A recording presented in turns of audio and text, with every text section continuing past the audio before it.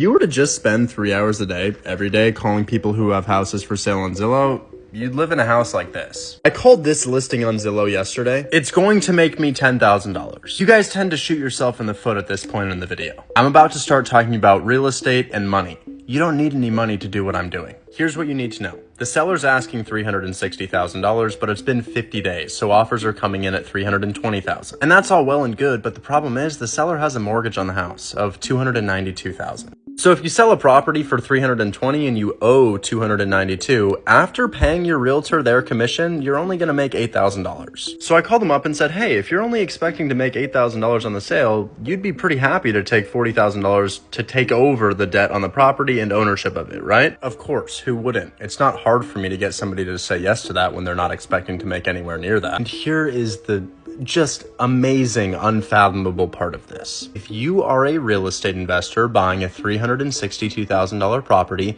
you need to come up with a 20% down payment, aka $77,000 with closing costs. Remember, we just got somebody to agree to let us put only $40,000 as a down payment. So as soon as I get off the phone with the real estate agent, I call up a real estate investor named Robert. And I was like, hey, do you like this duplex? And he's like, yeah, I like the duplex. And I say, well, you'd have to spend $77K to normally buy it, right? Well, what if you didn't have to spend $77? What if you only had to spend $50? I let him know that I had just had a realtor on Zillow agree to let me put $40,000 as a down payment on this house because the seller wasn't expecting to make $40 in the first place, and that I would give him my position in that contract for $50,000 down.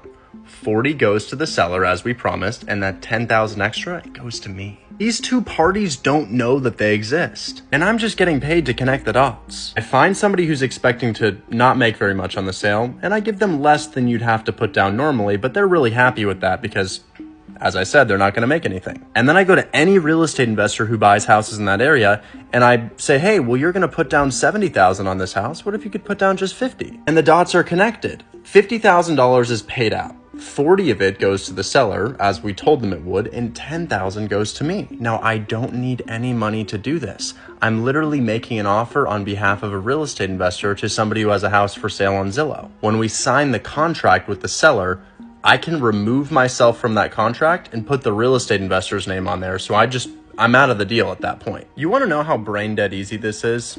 This is Anson. He lives in Singapore and he's 12 years old. He doesn't have a bank account or a driver's license. On his second week of trying out what I'm telling you to do, wholesaling real estate, he gets this property under contract and sells it to this real estate investor. And the deal closed. He was paid out $3,000. I know it's just $3,000, but that was on his second week. And now, fast forward